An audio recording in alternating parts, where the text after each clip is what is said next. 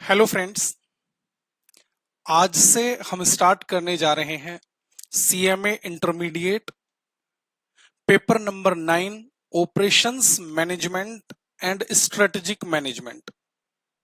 ये आप जानते हैं कि आपका 100 मार्क्स का पेपर है, पेपर नंबर 9, जिसे आप शॉर्ट में ओएमएसएम बोलते हैं। आज की क्लास में हम इस सब्जेक्ट का इंट्रोडक्शन पार्ट डिस्कस करेंगे। यानी आगे आने वाली क्लासेस में हमारा ये सिलेबस आपने कैसे देखना है, उस पर आज हम यहां पर बात करने वाले हैं। हमें चैप्टर किस सीक्वेंस में पढ़ने हैं, उस पर हम यहां पर बात करने वाले हैं। यानी आज की क्लास में मैं आपको कोई पर्टिकुलर चैप्टर स्टार्ट नहीं कराऊंगा, सिर्फ इंट्रोडक्शन पर हम बात करेंगे।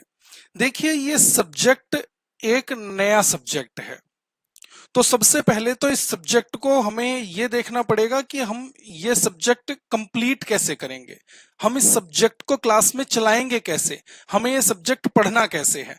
और सबसे इंपॉर्टेंट बात इस सब्जेक्ट की यही समझना है कि हमें अपने किस सीक्वेंस को फॉलो करना है और कैसे हम इस पर्टिकुलर सब्जेक्ट की 100% अंडरस्टैंडिंग ले पाएंगे। ध्यान देने वाली बात देखिए, financial accounting, cost accounting. Financial accounting का पढ़ने का तरीका अलग है, कॉस्ट अकाउंटिंग का पढ़ने का तरीका अलग है। कॉस्टिंग को फाइनेंशियल अकाउंटिंग की तरह नहीं पढ़ा जा सकता, लॉ को किसी दूसरे सब्जेक्ट की तरह नहीं पढ़ा जा सकता, इनकम टैक्स को किसी दूसरे सब्जेक्ट की तरह नहीं पढ़ा जा सकता। यानी जिस तरह हर सब्जेक्ट को पढ़ने का एक अलग तरीका है, एक अलग सीक्वेंस है उसकी प्रॉपर अंडरस्टैंडिंग लेने के लिए, यहां पर भी हमें इसका एक अलग तरीका फॉलो करना पड़ेगा। अगर आप इंस्टीट्यूट के स्टडी मटेरियल की बात करें, स्टडी मटेरियल की बात कर रहा हूं, स्टडी मटेरियल में जो क्वेश्चंस आपको डाल रखे हैं, वो उनका अगर हम सीक्वेंस की बात करें तो वो सीक्वेंस एक अनअरेंज्ड फॉर्मेट में देखा जाता है। उस स्टडी मटेरियल के ही सभी क्वेश्चंस, सभी कॉन्सेप्ट को डिस्कस करने के लिए, जैसे स्टडी मटेरियल में सब्जेक्ट आपको स्टडी नोट के अकॉर्डिंग दिया जाता है, स्टडी नोट 1 में आप ये पढ़ेंगे, स्टडी नोट 2 में आप ये पढ़ेंगे, वहां पर स्टडी नोट लिखे रहते हैं। लेकिन हमने उसी सब्जेक्ट को अपनी इजी अंडरस्टैंडिंग के लिए, उस सब्जेक्ट को हमने टॉपिक वाइज डिस्ट्रीब्यूट किया है। और उस टॉपिक को हमने क्या नाम दिया है, वो सबसे पहले हम यहां पर सिलेबस लिखने वाले हैं, जो कि आप मेरे साथ लिखेंगे। यानी यहां पर हम स्टडी नोट के अकॉर्डिंग अपना सिलेबस नहीं करेंगे। हम यहां पर जिस तरह हमने सब्जेक्ट डिवाइड किया है अलग अलग छोटे छोटे कॉन्सेप्ट्स में, टॉपिक्स में, उन टॉपिक्स के अकॉर्डिंग हम ये सिलेबस कंप्लीट करेंगे। और जब ये हमारा 100% सिलेबस कंप्लीट हो जाएगा तो आप पाएंगे कि हमने पूरा 100% सब्जेक्ट वैसे ही कर लिया है। यानी अपनी अंडरस्टैंडिंग के लिए इस अनअरेंज्ड फॉर्मेट वाले सब्जेक्ट को अरेंज्ड फॉर्मेट में लाने के लिए हमने टॉपिक में डिवाइड करके तब इस सिलेबस की हम ये रिकॉर्डिंग कर पा रहे हैं। चलिए, इस सब्जेक्ट के बारे में पहले कुछ समझते हैं। जैसे मैंने कहा, इसे शॉर्ट में हम क्या नाम देते हैं? ओएमएसएम।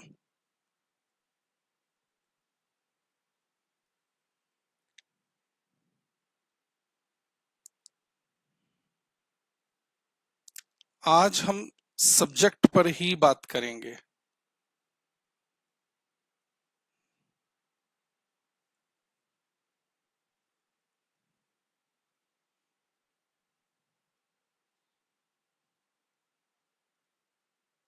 आप मेरे साथ लिख लेना, ऑपरेशंस मैनेजमेंट।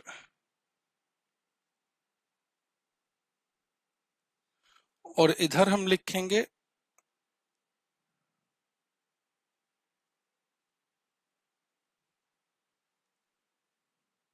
Strategic management.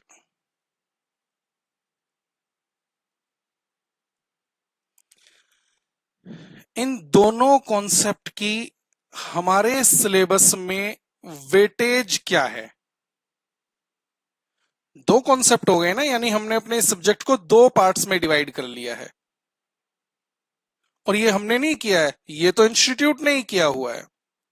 और इन दोनों की वेटेज इंस्टीट्यूट ने जो अलग अलग दी है वो क्या है बच्चे? ये सिलेबस है आपका 70 मार्क्स का,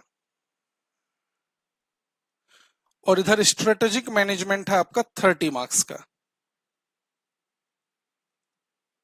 70 मार्क्स, 30 मार्क्स। अगर हम बात करें प्रैक्टिकल पोर्शन और थ्योरेटिकल पोर्शन की, क्या सर इस सब्जेक्ट में थ्योरी भी है? हाँ, इस सब्जेक्ट में थ्योरी का भी एक इंपॉर्टेंट रोल है, और अगर आप बिना थ्योरी किए एग्जाम में पेपर देने जाएंगे तो आपका पास होना, मैं कहूंगा, ना के चांसेस मानकर चलिए आप। क्यों? आपको वेटेज जब पता चलेगी तब आपको ये बात समझ आएगी। जैसे देखिए जरा, ये जो 30 मार्क्स का स्ट्रेटेजिक मैनेजमेंट है ये प्योरली थ्योरी है। ये लो, स्ट्रेटेजिक मैनेजमेंट तो पूरा का पूरा ही थ्योरेटिकल कॉन्सेप्ट हो गया।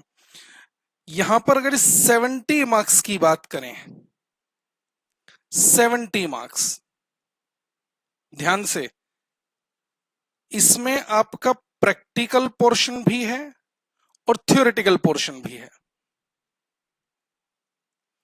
प्रैक्टिकल पोर्शन अगर हम कहें तो ये होगा आपका 40, ध्यान से, 40 टू 55 मार्क्स का हो सकता है। सर ये हो सकने का क्या मतलब है, अभी डिस्कस करूंगा। और थ्योरेटिकल जो है ये आपका 15 टू 30 मार्क्स का हो सकता है। सर मतलब कुछ फिक्स्ड परसेंटेज नहीं है इसमें? देखिए, इसमें जो थ्योरेटिकल कॉन्सेप्ट्स हैं उसमें आपके ट्रू फॉल्स भी आ जाते हैं, उसमें मैचिंग का क्वेश्चन भी आ जाता है। इस तरह के क्वेश्चन यहां पर, यानी ऑब्जेक्टिव टाइप जिन क्वेश्चंस को आप एमसीक्यू बेस्ड कहते हैं, वो भी यहां पर कवर होते हैं। तो उसमें प्रैक्टिकल क्या कहें और थ्योरेटिकल क्या कहें, इसलिए ये रेंज मैंने आपको यहां पर लिखकर बताई है। अच्छा, आपको ये पता होगा जब मैंने यहां पर लिखा है 40 टू 55 और 15 टू 30, तो आप इस बात को भी समझें कि आपको जितने क्वेश्चन अटेम्प्ट करने होते हैं उससे ज्यादा क्वेश्चन आपको एग्जाम में दिए होते हैं। आप चॉइस में कोई थ्योरेटिकल क्वेश्चन या कोई प्रैक्टिकल क्वेश्चन छोड़ भी सकते हैं। तो ये ऑन एन एवरेज जो एग्जाम का पैटर्न देखा जाता है उसके अकॉर्डिंग मैंने आपको यहां पर वेटेज लिख कर दी है। इतनी बात ध्यान रहेगी।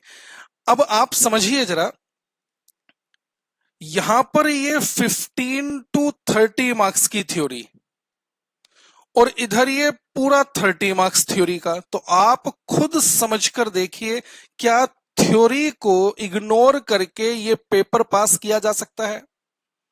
और ये पेपर ओएमएसएम पेपर नंबर 9 एक स्कोरिंग सब्जेक्ट है, ये ध्यान रखिएगा।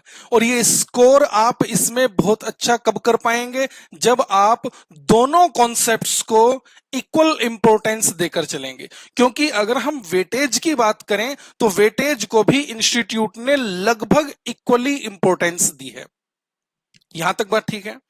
अब हमें ये सिलेबस कंप्लीट कैसे करना है, स्टार्ट कैसे करना है, किस सीक्वेंस में फॉलो करना है, तो मैंने आपको पहले ही कहा कि ये जो सिलेबस मैं आपको नोट डाउन कराऊंगा ये टॉपिक वाइज सिलेबस होगा। यानी अगर आप अपना स्टडी मटेरियल इंस्टीट्यूट का उठाकर देखेंगे तो किसी स्टडी नोट में हमारा कोई टॉपिक आएगा, किसी स्टडी नोट से कोई टॉपिक होगा, यानी सारे टॉपिक्स उन सभी स्टडी नोट में कोई कहीं पर कोई कहीं पर कोई कहीं पर जाकर कवर हो जाएगा।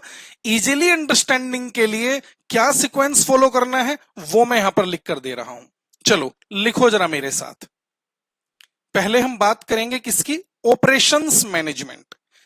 तो पहले मैं हेडिंग दे देता हूं ऑपरेशंस मैनेजमेंट, ये लीजिए।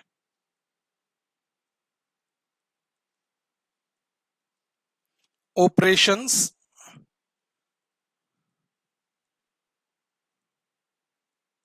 मैनेजमेंट। मैं बार बार कह रहा हूं, ये सिलेबस हम टॉपिक वाइज लिख रहे हैं। कभी आप स्टडी मटेरियल उठाओ और आप कहो कि सर ये जो आपने लिखा है ये तो हमें स्टडी नोट में कहीं लिखा हुआ ही नहीं मिल रहा, ये सब कुछ आपके स्टडी नोट्स में कवर्ड होगा।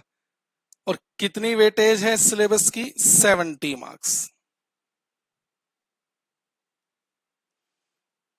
पहले हम यहीं से स्टार्ट करेंगे। सबसे फर्स्ट नंबर पर असाइनमेंट प्रॉब्लम, आप मेरे साथ साथ लिख रहे हैं। Assignment problem. Second number transportation problem.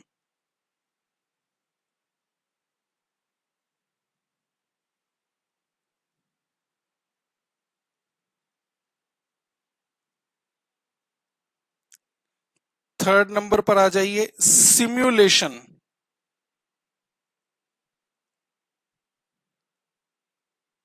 Fourth, networking. Networking के साथ ब्रैकेट में लिखिएगा project management.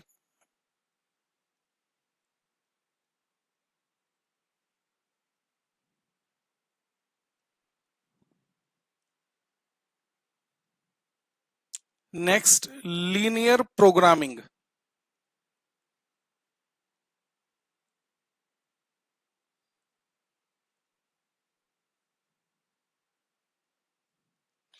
Maintenance management.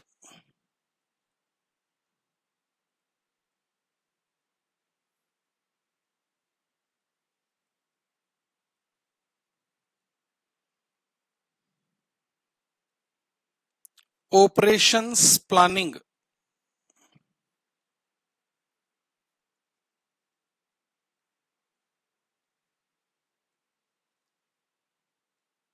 Next आप लिखेंगे प्रोडक्टिविटी मैनेजमेंट।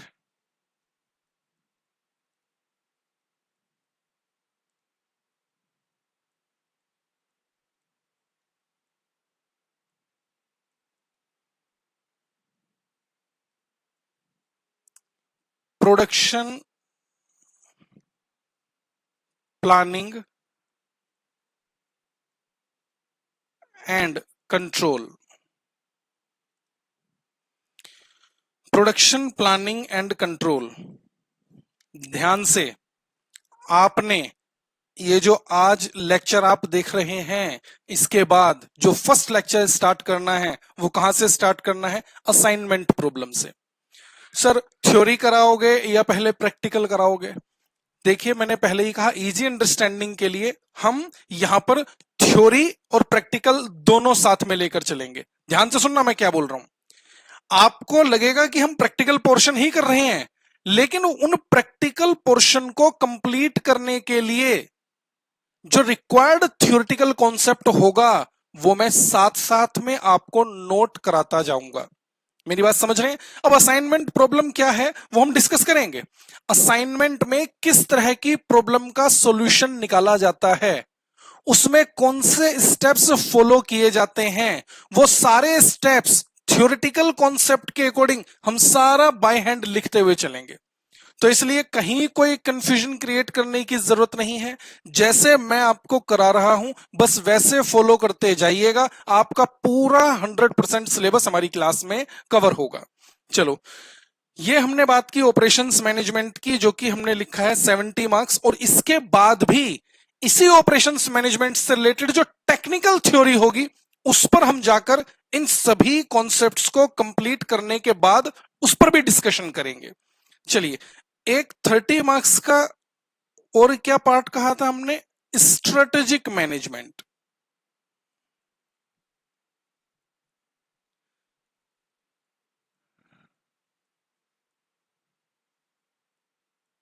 Strategic management.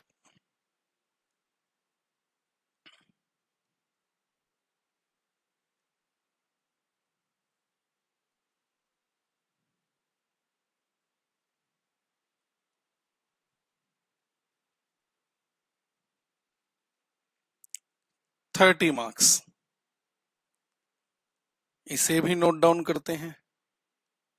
सबसे पहले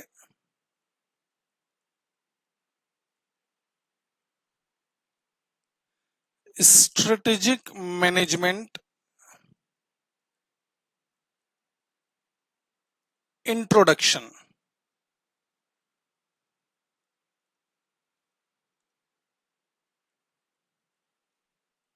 second, strategic analysis and strategic analysis and strategic planning.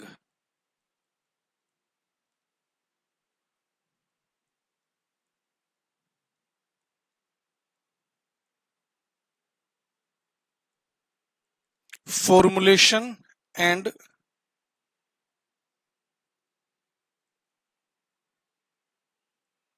implementation of strategy.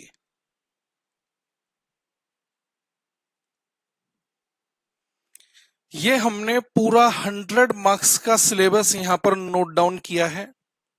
मैंने बार बार आपसे एक ही बात कही है और फिर से कह रहा हूं, कई बार स्टूडेंट कंफ्यूज हो जाएगा कि सर कौन सा चैप्टर करें। अब मैंने फिर से एक बार बता देना है कि ये जो सीक्वेंस है, आपने ये सीक्वेंस हमारी क्लास में फॉलो करना है, जो हमने यहां पर लिखा है।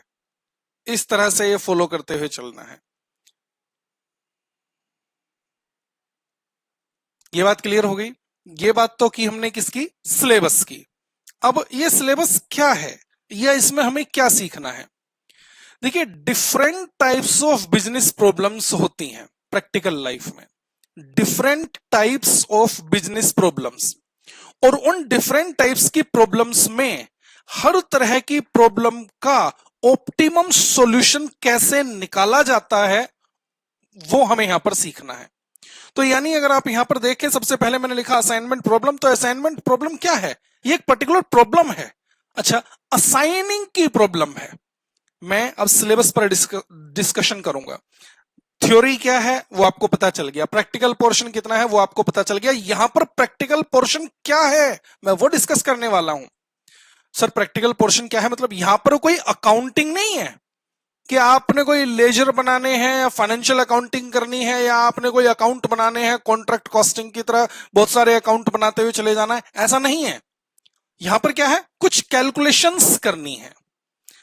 हर चैप्टर में, हर कॉन्सेप्ट में कुछ डिफरेंट टाइप की प्रॉब्लम आपके सामने आएगी, जिसको सोल्व करने का तरीका अलग होगा। अच्छा सर, मतलब यहां पर प्रैक्टिकल तो है, लेकिन वो प्रैक्टिकल अगर हम लिंक करें तो कैसे करें। इस प्रैक्टिकल पोर्शन में आपको दो तरह के प्रैक्टिकल एस्पेक्ट मिलेंगे। एक जिसे आप स्टैटिक्स कह सकते हैं, स्टेटिस्टिकल डेटा के अकॉर्डिंग आपने इस जो स्टैटिक्स में कभी पढ़ा होगा, वहां से आप इसे लिंक कर पाएंगे कि हाँ सर कुछ स्टैटिक्स जैसा प्रैक्टिकल प्रॉब्लम चल रही है। दूसरा, मैथमेटिकल प्रॉब्लम्स भी आपको यहां पर दिखाई देंगी। बहुत इजी होने वाला है हमारा ये सब्जेक्ट, हमारा पूरा ये सब्जेक्ट। बस आपने ध्यान बनाए रखना है, सीक्वेंस को फॉलो करना है, नेक्स्ट क्लास देखने से पहले प्रीवियस क्लास का प्रॉपर रिवीजन करना है। बस इतनी सी मेरी आपसे रिक्वेस्ट रहेगी।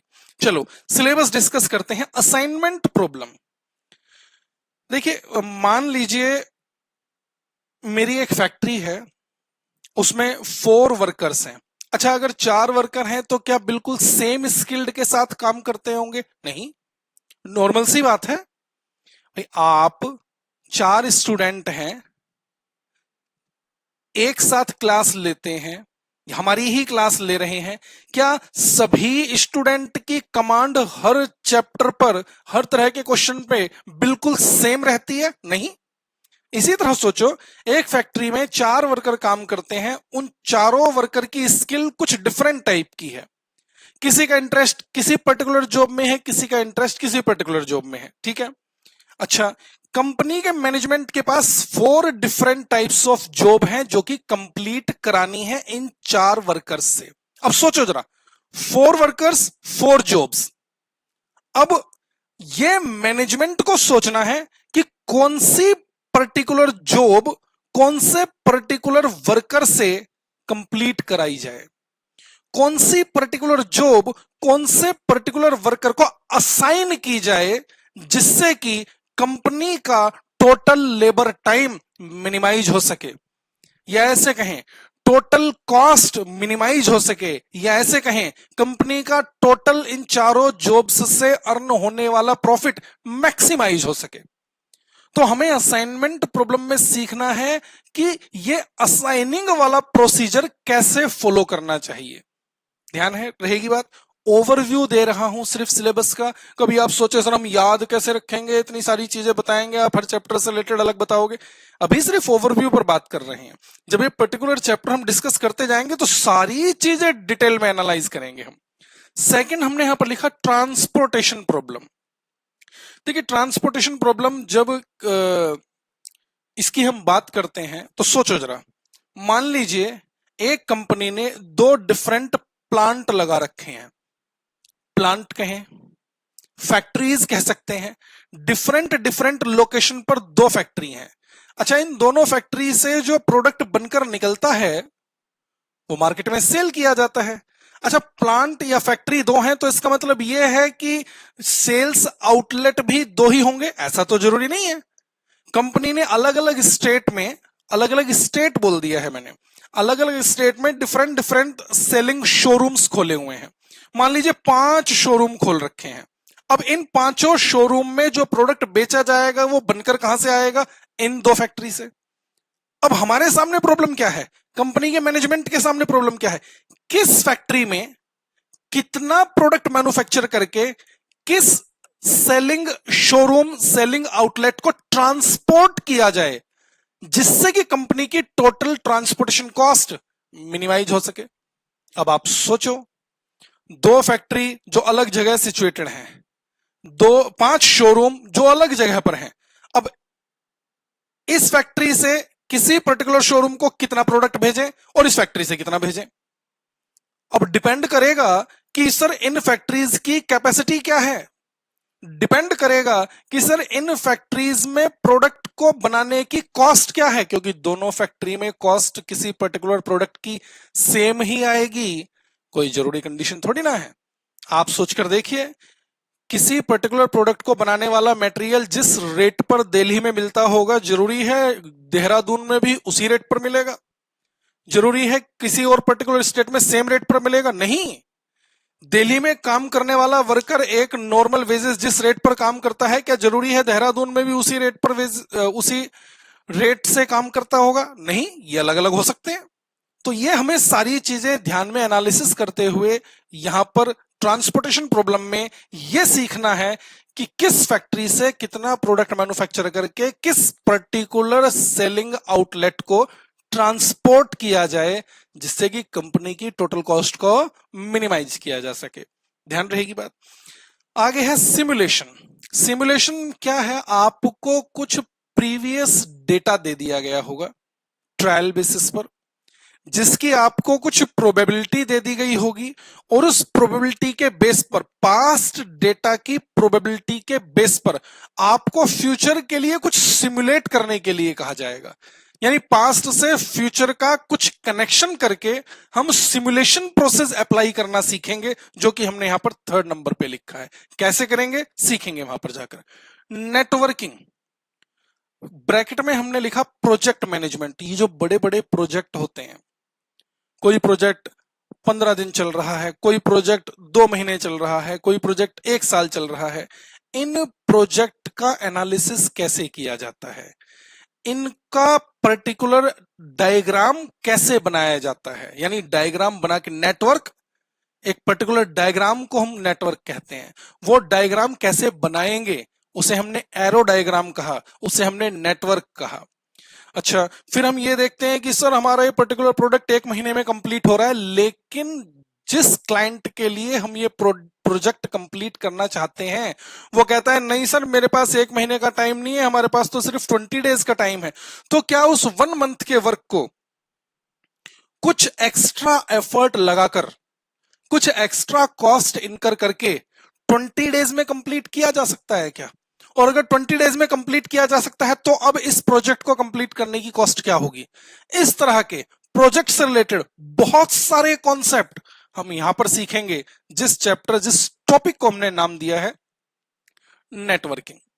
लीनियर प्रोग्रामिंग, मुझे नहीं लगता कि लीनियर प्रोग्रामिंग आप कुछ पहली बार सुन रहे हैं। क्या होता है लीनियर प्रोग्रामिंग? जहां पर रिसोर्सेज लिमिटेड हैं और उन रिसोर्सेस के यूटिलाइजेशन मोर देन 1 है। यानी आपके पास रिसोर्सेज लिमिटेड क्वांटिटी में है उनका यूटिलाइजेशन बहुत जगह किया जा सकता है, तो अब रिसोर्स को कहां पर यूटिलाइज करें जिससे कि कंपनी का प्रॉफिट मैक्सिमाइज किया जा सके, वो हमें सीखना है लीनियर प्रोग्रामिंग। लीनियर प्रोग्रामिंग यानी हमें लीनियर इक्वेशंस फॉर्मुलेट करनी सीखनी है। ठीक है, यहां पर फॉर्मुलेशन की हम बात करेंगे क्योंकि सॉल्यूशन हमारे सिलेबस में नहीं है। सॉल्यूशन आपको लीनियर प्रोग्रामिंग का सीखने के लिए सिलेबस में मिलेगा फाइनल लेवल पर जाकर। और मैं आपको फिर से एक बात और बता दूं, इस सब्जेक्ट के बहुत सारे कॉन्सेप्ट आपको फाइनल में जाकर फिर से पढ़ने को मिलेंगे। यानी आप ये समझें कि यहां पर आप जितना डिटेल में कॉन्सेप्ट को समझेंगे उतना आपको फाइनल में जाकर भी बेनिफिट मिलने वाला है। चलो, लीनियर प्रोग्रामिंग के बाद है फिर maintenance management. Maintenance management, maintenance को कैसे मैनेज किया जाए आप समझो जरा। आप मार्केट जाते हैं, आप जॉब पर जाते हैं, आप किसी पर्टिकुलर क्लास के लिए जाते हैं, तो होता है ना, आप बाइक यूज करते हैं, स्कूटी यूज करते हैं, टू व्हीलर यूज करते हैं या फोर व्हीलर यूज करते हैं, तो आपने कभी ध्यान दिया कि कभी आप जा रहे हैं रास्ते में और आपका वो टू व्हीलर या फोर व्हीलर खराब हो गया।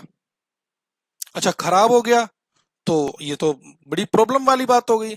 अचानक में खराब हो गया, मैकेनिक को बुलाएंगे, उसे ठीक कराएंगे, और जब अचानक में खराब होने के बाद ठीक कराएंगे तो वो बहुत एक्सपेंसिव होगा। इस मेंटेनेंस को आप अपने व्हीकल का मेंटेनेंस करा रहे हैं, ठीक करा रहे हैं उसको, इस मेंटेनेंस को हम नाम देते हैं ब्रेकडाउन मेंटेनेंस। ब्रेकडाउन यानी वो व्हीकल ब्रेकडाउन होने के बाद अब उसे उसका मेंटेनेंस कराया जा रहा है। अच्छा, ब्रेकडाउन मेंटेनेंस, अगर ब्रेकडाउन होने के बाद मेंटेनेंस कराया जाता है तो वो नॉर्मली बहुत एक्सपेंसिव हो जाता है। अच्छा, इससे बचने के लिए क्या आप कोई काम करते हैं? भाई, आपका व्हीकल रास्ते पे चलते चलते खराब ना हो जाए, इसके लिए आप कुछ करते हैं? हाँ, टू व्हीलर है तो आपने देखा होगा हर 2 से 3 महीने के बाद, यानी हर 2 से 3 हजार किलोमीटर चलने के बाद आप उसकी सर्विस कराते होंगे किसी पर्टिकुलर सर्विस सेंटर पे जाकर। कराते हैं ना, चाहे लोकल कराएं चाहे ऑथोराइज्ड कराएं, लेकिन सर्विस कराते हो। वो सर्विस कराना, आपका व्हीकल चल रहा है फिर भी आप उसे सर्विस कराने जा रहे हैं, क्यों? ताकि वो व्हीकल खराब ना हो, ताकि वो मेंटेनेंस ब्रेकडाउन होने के बाद ना कराना पड़े। और जब आप सर्विस टाइम टू टाइम कराते रहते हैं तो इस मेंटेनेंस की कॉस्ट कंपेरेटिवली कम आती है।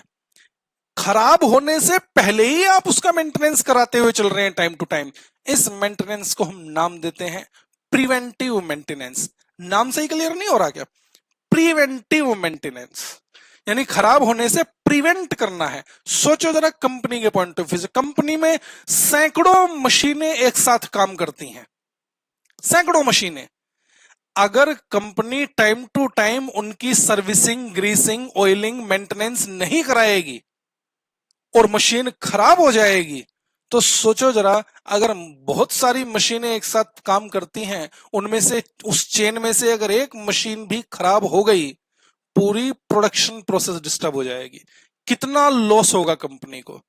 तो खराब होने के बाद ठीक कराना, ब्रेकडाउन मेंटेनेंस। पहले से ही प्रॉपर मेंटेन करते हुए, सोचो जब पहले से ही प्रॉपर मेंटेन करेगी कंपनी तो किस दिन मेंटेनेंस कराती होगी? छुट्टी वाले दिन, जिस दिन काम नहीं होता। तो यहां पर हमें देखना है कि मेंटेनेंस का मैनेजमेंट कैसे किया जाना चाहिए। तो यहां पर कॉन्सेप्ट को हमने नाम दिया है मेंटेनेंस मैनेजमेंट। कैसे करते हैं, कैसे हमें डिसीजन लेना है, ब्रेकडाउन मेंटेनेंस कराएं या प्रिवेंटिव कराएं, जो कम कॉस्ट वाला मेंटेनेंस होगा वो बेस्ट है। देख लेंगे कैसे निकालते हैं। ऑपरेशंस प्लानिंग, ऑपरेशंस प्लानिंग में हमें बहुत सारे कॉन्सेप्ट डिस्कस करने हैं। हालांकि ऊपर भी हमने जो छोटे छोटे टॉपिक लिखे हैं इनमें से बहुत सारे ऑपरेशंस प्लानिंग में ही कवर हो जाते हैं। कोई बात नहीं, जो भी रिमेनिंग कॉन्सेप्ट बचते हैं ऑपरेशंस प्लानिंग में वो हम यहां पर डिस्कस करेंगे। इसमें बहुत सारे कॉन्सेप्ट आएंगे, जैसे हम कहें demand forecasting, facility layout, facility location, बहुत सारे कॉन्सेप्ट होंगे वहां पर कवर करेंगे। Productivity management, productivity input use करते हुए कंपनी आउटपुट प्रोड्यूस करती है। सुना आपने? इनपुट यूज करते हुए आउटपुट प्रोड्यूस करती है कंपनी। अब वो इनपुट क्या है? वो इनपुट मटेरियल भी है, वो इनपुट वर्कर भी हैं जो काम कर रहे हैं, वो इनपुट ही तो है। कंपनी उन्हें पेमेंट ही तो करती है, कंपनी का खर्चा होता है, तभी तो प्रोडक्शन होकर बाहर मार्केट में वो प्रोडक्ट सेल किया जा सकेगा। तो मटेरियल की कंपनी में प्रोडक्टिविटी क्या है, इस प्रोडक्टिविटी को कैसे इंक्रीज किया जा सकता है, लेबर की प्रोडक्टिविटी क्या है, ये प्रोडक्टिविटी कैसे मैनेज की जा सकती है, कैसे कंप्यूट की जा सकती है, सीखेंगे हम।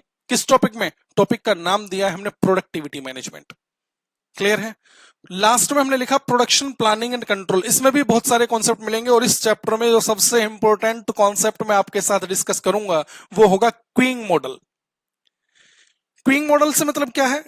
देखिए, क्विंग मॉडल मतलब क्यू। कहीं पर भी, जहां पर भी आपको सर्विस लेने के लिए क्यू में लगना पड़ता है, तो कंपनी को वो क्विंग मॉडल कैसे यूज करना चाहिए जिससे कि उनके कस्टमर परेशान ना हो।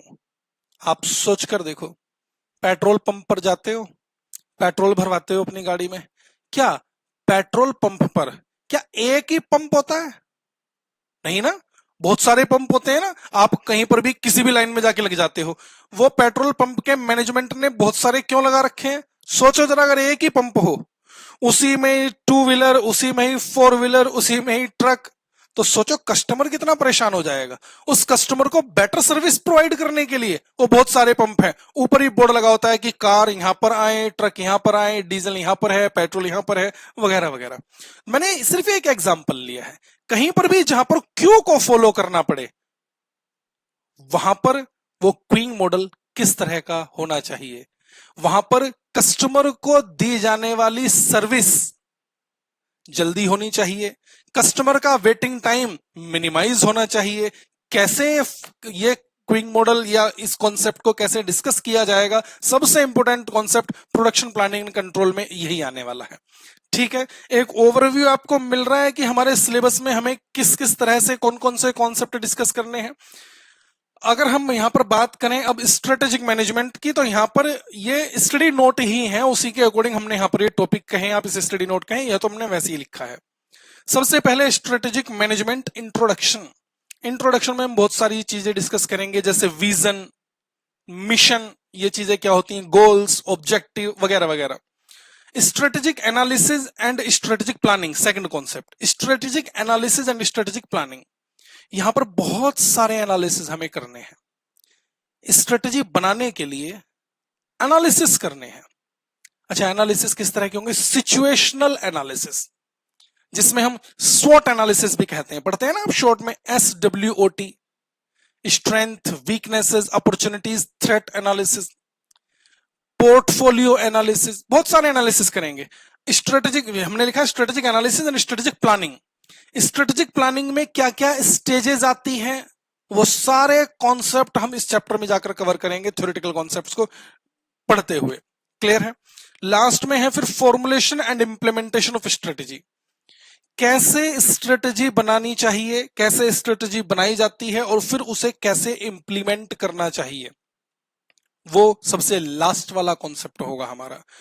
जहां पर हम यहां पर फॉर्मुलेशन की बात कर रहे हैं, यहां पर फॉर्मुलेशन फंक्शन वाइज भी मैं आपको सिखाऊंगा, यानी किसी पर्टिकुलर फंक्शन के लिए कोई स्ट्रेटेजी फॉर्मुलेट की जाती है तो कैसे की जाती है। एक ओवरव्यू आपको हमारे इस सब्जेक्ट का मिल पा रहा है। मैंने पहले ही कहा, आप अगर अपनी मर्जी से कोई भी चैप्टर, देखो आपने अगर ये सिलेबस हमारा ले लिया है तो आपको तो पूरा 100% सिलेबस एक साथ हमने दे दिया है ना। अब आप सोचे कि नहीं सर, मैं तो पहले मेंटेनेंस मैनेजमेंट उठा के कर लेता हूं, कर सकते हो, मुझे कोई दिक्कत नहीं है, लेकिन अगर किसी पर्टिकुलर पॉइंट में जाके प्रॉब्लम होगी तो वो आपको होगी। यानी मैं ये कहना चाह रहा हूं कि कोई चीज आसान है, उसे टफ क्यों बनाना, जो चीज आसान है उसे आसान ही रहने दो, जो चीज टफ है हम उसे भी आसान करने की कोशिश कर रहे हैं। तो इसलिए मैं बार बार कह रहा हूं कि इस सब्जेक्ट को बेटर अंडरस्टैंड करने के लिए, और आप देखना एक मतलब बहुत इजीली तरीके से हमारा ये सिलेबस बड़े आसानी से कंप्लीट हो जाएगा अगर आप मेरे बताए हुए सीक्वेंस को फॉलो करते हुए चलेंगे। ठीक है, तो चलिए मिलते हैं फिर नेक्स्ट क्लास में। आज रखते हैं यहीं तक। यहां पर हमने सिर्फ आज के सिलेबस का इस पेपर का इंट्रोडक्शन पार्ट डिस्कस किया है। नेक्स्ट क्लास जो आप स्टार्ट करने वाले हैं, मैं बार बार आपसे कह चुका हूं, आप स्टार्ट करेंगे असाइनमेंट प्रॉब्लम से। तो चलिए मिलेंगे फिर नेक्स्ट क्लास में। आज रखते हैं यहीं तक। Thank you very much. Bye bye.